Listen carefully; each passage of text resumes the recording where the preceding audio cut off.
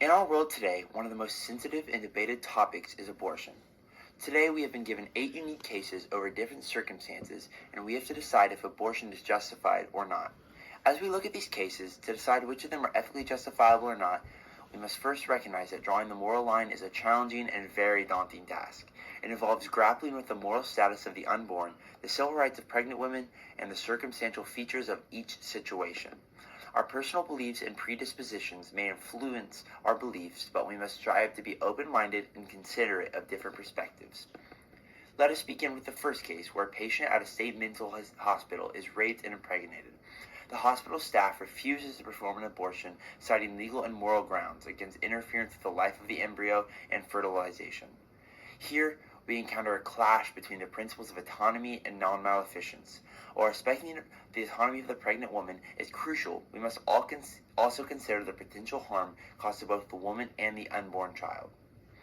When this case happened in 1963, abortion was illegal, but when looking at it from a moral perspective, this woman was put through a very traumatic experience and then later found out she was pregnant, and that memory would stick with her forever. Because she is in a mental hospital, if the woman is mentally aware and capable of understanding the situation, I believe the situation is entirely up to her, considering the ethical principle of autonomy. But on the other hand, if she is not fully aware and capable of understanding the situation, I believe that an abortion could be provided if and only if it threatens the life or well-being of the woman, because she would not be capable of making the decision herself. In the second case, a woman faces a life-threatening illness during pregnancy known as leukemia. The principles of fairness and empathy demand that we consider the well-being of both the woman and the pre-viable fetus. The decision to choose cancer treatment, knowing it'll terminate the pregnancy, is ethically complex as it involves balancing the short and long-term outcomes for both lives. Because the fetus is pre-viable, continued treatment is required. In the amount of time it could take for the child to reach viability or give birth, the cancer could have surpassed the limit to where it was able to be stopped, and it could be too late. If the fetus was viable, I believe it is best to remove it via cesarean section, so the woman can continue taking treatment and the baby can live. In another version of the situation where the woman has uterine cancer and an abortion needs to be performed in order to remove her uterus, abortion is not only medically correct, but morally permissible, considering the ethical principle of beneficence. Case 3 centers around Marlene Munoz, who's declared brain dead but kept on life support due to a Texas statute. The principles of autonomy, dignity, and non-maleficence are at play in this one. We must reflect on the dignity and autonomy of the pregnant woman while considering the viability and the welfare of the pre-viable fetus. In this case, there are several different details to look at. First, the specific Texas statute. Under the specific Texas statute, termination of life support is illegal. Secondly, the woman is brain dead and cannot input how she feels. And third, the family wants to let Marlise go and not prolong their pain or the grieving process. If we look past a legal standpoint, then we can see how truly awful of a situation this is. Because of the principle of non-maleficence, I believe that it is best to remove life support and let this situation end naturally. Next, Case 4 presents the moral dilemma of human embryonic stem cell research. The principle of beneficence argues for researchers to have access to IVF-created embryos to advance medical knowledge, but the principle of respect for persons raises concerns about the treatment of human life at its earliest stages. This procedure can be viewed as morally right or wrong. When looking at the principle of beneficence, one may view this as morally right, but if one looks at the value of life principle, their opinion may change.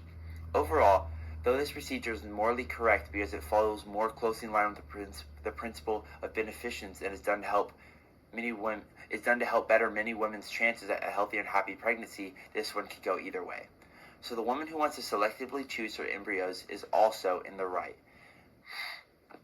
In the fifth case, Mrs. Sherry Finkbein faces the tragic prospect of birthing a severely deformed child due to a prescribed tranquilizer.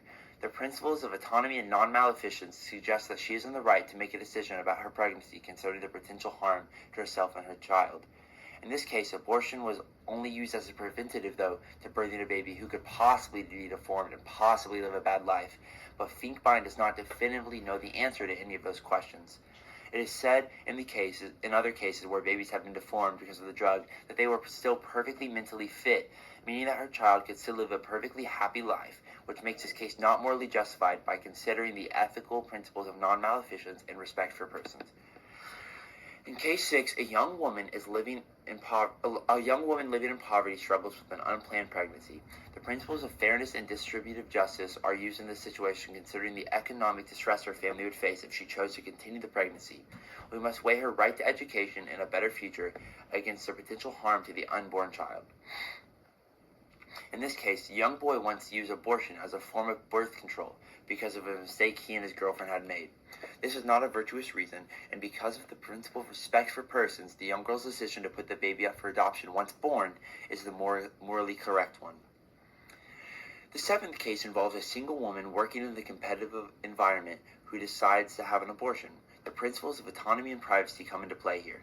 Her decision reflects her right to choose, but we must also contemplate the implications of her career and personal circumstances. This woman more or less wants to just use abortion for her own self-interest. She cut off the father and wanted to have an abortion just so she could have a chance at a promotion in the future. If she's able to keep her job while on maternity leave, then I believe that she has made a bad decision, and if she didn't use a method of contraceptive or birth control, that is her own fault, and that is also another reason for a bad decision. If she has the risk of losing her career, then I believe that the principle of autonomy and privacy come into play, and that she could have abortion, and it could be the morally correct decision, but those are the only circumstances in which that could happen. Finally, in case 8, we can confront the issue of late-term abortions and the complexity surrounding viability and individual health. In this case, the principles of autonomy and respect for persons almost compete and require us to consider the well-being and rights of both the pregnant woman and the fetus. If one takes both principles into consideration, then we can best decide that the morally correct option would be that abortion is illegal and morally wrong post-viability, but is still allowed if the mother's life is threatened. By looking at these cases, you can seem to find patterns that recognize exactly where one draws the line. I would draw the line to abortion after viability, but not if the well-being of the mother is affected. Some of these cases, like number 7, are very minor when compared to major cases like looking at numbers 2 or 3. In conclusion, abortion is a deeply sensitive and morally complex issue. By using the 9 key ethical principles and 8 key questions, one can examine and figure out on their own the moral justifiability of each case. However, there are no definitive and 100% correct beliefs because each situation is unique and requires deep discussion and thought. In our pursuit of understanding the complexities of abortion, let us remember to approach this sensitive topic with empathy, respect, and a devoted commitment to finding ethical solutions that honor the rights and well-beings of all individuals involved. Thank you.